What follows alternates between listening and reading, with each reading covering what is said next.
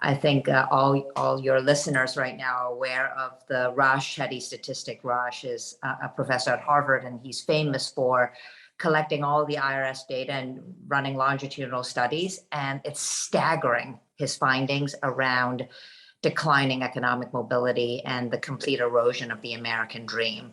I think the statistics is that children born in the mid 20th century had a 90% chance of out earning their parents.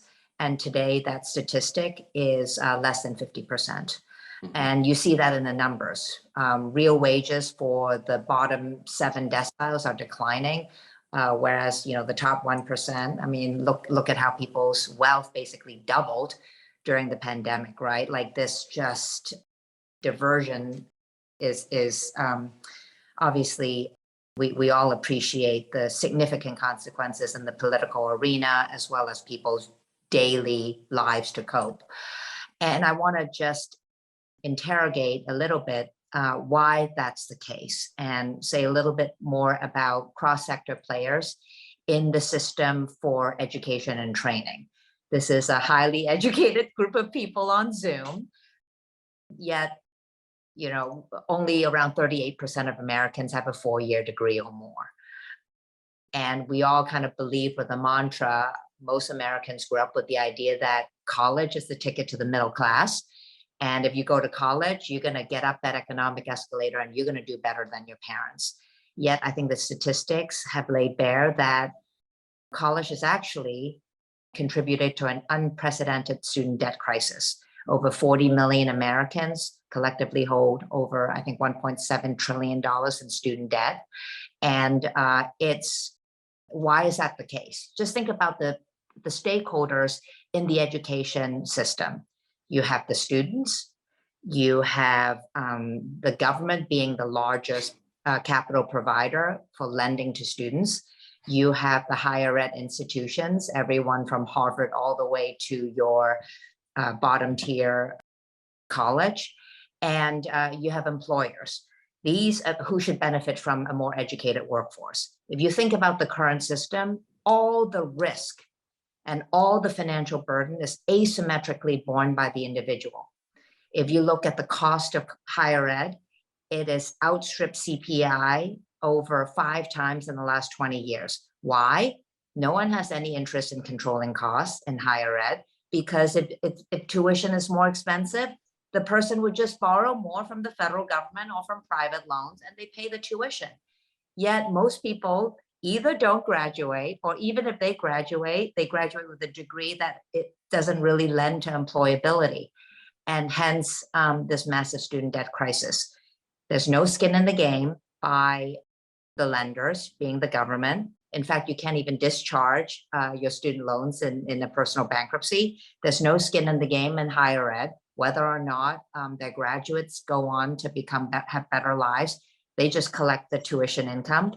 And employers should be investing. And there's just, despite, like right now, there are over 10 million unfilled job openings across America. Half of them are great middle skills job, what we call middle class jobs.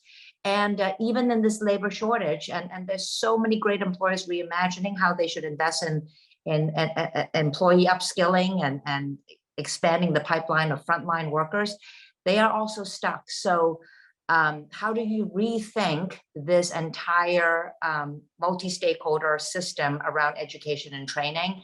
And that's what we've recently developed a tool for, which is called the Career Impact Bond, if you want to get into that later, Lee. Why don't we get into it right now? Just very quick. So college is not the only way to the middle class. There are some amazing accelerated kind of what we call short-term credentialing programs. There are a lot of good jobs that don't require a 4-year degree, but they require some training, some credentialing, licensing beyond a high school diploma. Any job in the skilled trades, you need to get a license to be a welder, a plumber, a diesel technician, even a truck driver, a lot of good transportation jobs. A lot of jobs in the allied health fields, people who work in hospitals, radiation technicians, phlebotomists, the whole nursing ladder. A lot of jobs in the IT arena, software engineering, coding skills, network administration. You don't need a college degree to actually get the skills to land these, many job openings around America. So yet low-income people don't have the savings or the risk tolerance to take time off from an hourly job working for Amazon or Walmart or a food service company to go get upskilled.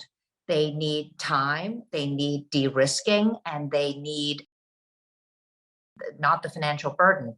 So we have raised $50 million in an impact investment fund, as well as over $100 million of working with various states anchoring funds with public capital to enable low-income people to get upskilled in these various sectoral occupations at no financial risk to them. The hook is that if, as a result of this training, they land a job that pays over a particular income threshold, they would pay a monthly payment back to the fund. So we have a diesel deal. It was highlighted in the New York Times. It was a really wonderful feature where we are training people to become diesel technicians. There's such a shortage of diesel technicians. So there's a kid who was working at a food service company making under $30,000. He went into this program, 6-week intensive, hands-on, full-time diesel technician program, graduated with that certificate, landed at Penske, getting $60,000 a year with tremendous advancement potential into managerial roles, et cetera.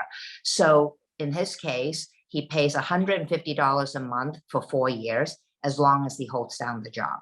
And if he doesn't, he's off the hook. So it's almost like an outcomes-based loan, a forgivable loan. Some people call them income share agreements.